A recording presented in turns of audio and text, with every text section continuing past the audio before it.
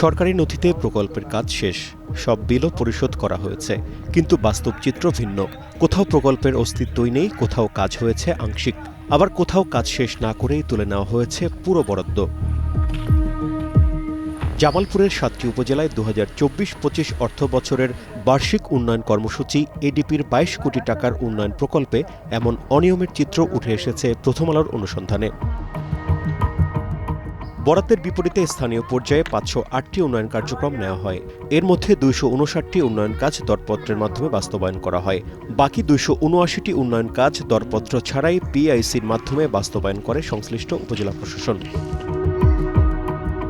সরকারি নথিতে সবগুলো উন্নয়ন কাজ সফলভাবে শেষ হওয়ার কথা বলা হয়েছে, কিন্তু গত ১৫ মে থেকে ৩০ জুন পর্যন্ত ১.৫ মাসে ৮০টির কার্যক্রম ঘুরে দেখেছেন প্রথম আলোর এই প্রতিবেদক।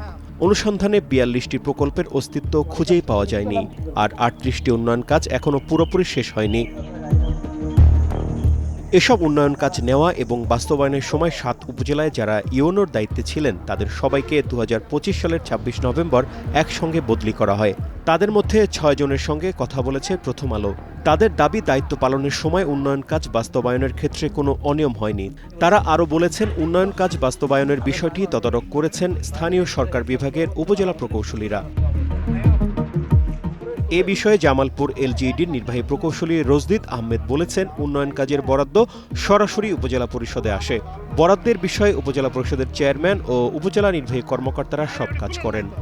উপজেলা পর্যায়ে বার্ষিক উন্নয়ন কর্মসূচি ও রাজস্ব তহবিলের বরাদ্দ উপজেলা পরিষদে সরাসরি আসে, যার পুরোটাই উপজেলার ইওনো এবং উপজেলার চেয়ারম্যান এখানে ডিডিওশিপ হিসেবে কাজ করে, এবং উপজেলা পরিষদের যে প্রকল্পসমূহ গ্রহণের ক্ষেত্রে উপজেলা পরিষদের মাসিক মিটিংয়ে সিদ্ধান্ত হয়, এবং এই কাজ বাস্তবায়নের জন্য টোটাল উপজেলা প্রশাসনে এখানে বাস্তবায়ন করে থাকে, এবং এখানে আমাদের স্থানীয় সরকার প্রকৌশলী দপ্তরের এলজিডির কর্মকর্তারা জাস্ট তদারকি এবং সহযোগিতা করে থাকে। জেলার দেওয়ানগঞ্জ মুক্তিযোদ্ধা কমপ্লেক্স ভবন মেরামত, ইসলামপুর উপজেলা পরিষদের অফিসার্স ক্লাব সংস্কার, সদর উপজেলার তিতপল্লা ইউনিয়নের পুকুরপাড়ের প্যালাসাইডিং নির্মাণ সহ অন্তত ৩০টি অস্তিত্বহীন প্রকল্পের সন্ধান পাওয়া গেছে। সদর উপজেলা থেকে প্রায় ৯ কিলোমিটার দূরে তিতপল্লা ইউনিয়নের চরশি খলিফাপাড়া ঈদগাহ মাঠের নিরাপত্তা দেয়াল নির্মাণের জন্য বরাদ্দ ছিল ৬,৫৪,০০০ টাকা। মাঠের চারপাশে দেয়াল নির্মাণ করার কথা ছিল, কিন্তু সেটা না করেই বরাদ্দের পুরো টাকাই ব্যয় দেখানো হয়েছে। বাউন্ডারিটা সম্পূর্ণ এখন হয়নি, অর্ধেক বাউন্ডারি করা হয়েছে। মাঠের চারপাশে সহ মসজিদ সহ একবারে পুরাটাই বাউন্ডারি করবে। ওই পাশে ওনারা টিন দিয়ে বাউন্ডারি করে রাখছে, এই পাশে ইটের বাউন্ডারি হয়েছে।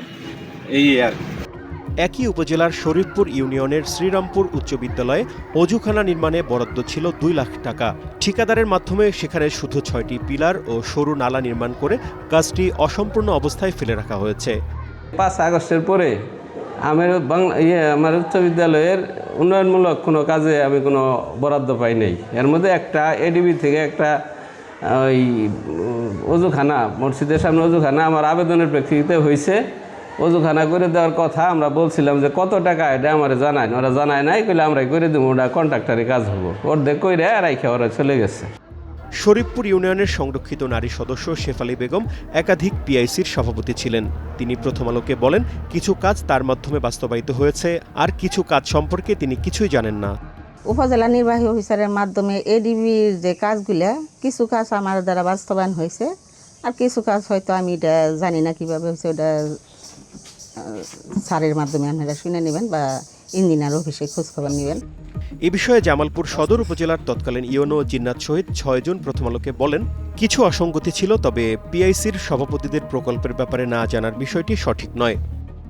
কিছু কিছু ক্ষেত্রে ভাইয়া আমি বলি নিয়মের একটু ব্যত্যয় ঘটেছে, কিন্তু আমরা হচ্ছে কি চেষ্টা করেছি এই জিনিসগুলো তখন সবাইকে দেওয়ার। যেমন হচ্ছে কি পৌরসভার মধ্যে দিয়ে একজন চাইলে তখন মনে হয়েছে যে আচ্ছা জিনিসটা আচ্ছা দিয়ে দিই, এরকম ক্ষেত্রে কিছু কিছু ক্ষেত্রে আমি আপনাকে অনেস্টলি বলতেছি যে একটু নিয়মের ব্যত্যয় করেছি আমরা। আর টেন্ডারের ক্ষেত্রে সরাসরি আমার বলা ছিল যে আমরা কোনো কন্ট্রাক্টরের কাছ থেকে কোনো পার্সেন্টেজ নিব না, একদম কনফার্ম করে বলা ছিল। খেলাধুলার সামগ্রী যেটা খেলাধুলার সামগ্রী আমরা প্রাইমারিতেও দিয়েছি, হাইয়েও দিয়েছি। ইভেন আমি যখন যেখানে গিয়েছি এবং আমার অফিস থেকেও এসে অনেকে নিয়ে গিয়েছে। এডিপির আওতায় সদর উপজেলায় শিক্ষা ও সামাজিক কর্মসূচিতে ৫৫,২০,০০০ টাকা বরাদ্দ ছিল। এই টাকায় ১৫টি ইউনিয়নে শিক্ষার্থীদের বাইসাইকেল বিতরণ, শিক্ষা প্রতিষ্ঠানে শিক্ষা সহায়তা সামগ্রী ও বিভিন্ন সরঞ্জাম বিতরণ সহ বিভিন্ন ইস্যুতে সামাজিক সচেতনতামূলক কর্মশালা আয়োজন করার কথা বলা হয়েছে। এর মধ্যে ৪৮টি বিদ্যালয় কর্তৃপক্ষের সঙ্গে কথা হয় এই প্রতিবেদকের। এর মধ্যে ১১টি বিদ্যালয় কিছু উপকরণ পাওয়ার কথা জানিয়েছে, বাকি ৩৫টি বিদ্যালয় কোনো বরাদ্দই পায়নি। তিতপল্লা কানাইগড়া সরকারি প্রাথমিক বিদ্যালয়ের ৫ই আগস্টের পরে আমরা কোনো ধরনের শিক্ষা উপকরণ যেমন বেঞ্চ, ব্যাগ, ফ্যান, খেলাধুলার সামগ্রী এইসব আমরা কোনো কিছুই পাইনি। জামালপুর জেলা দুর্নীতি প্রতিরোধ কমিটির সাধারণ সম্পাদক প্রথম আলোকে বলেন, ২০২৪ সালের ৫ আগস্টের পর স্থানীয় উন্নয়ন বরাদ্দে নানা ধরনের অনিয়মের কথা শোনা যাচ্ছে।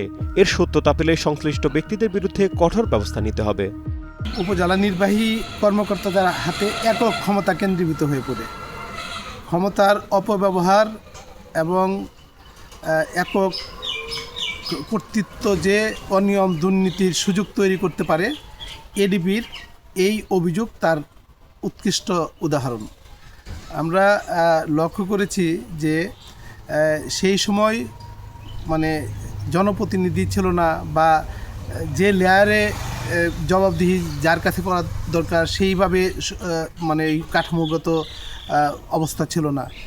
আমি বলতে চাই যে দুর্নীতি করে যে পার পাওয়া যায় না, এই বার্তাটাকে রাষ্ট্রকে দিতে হবে।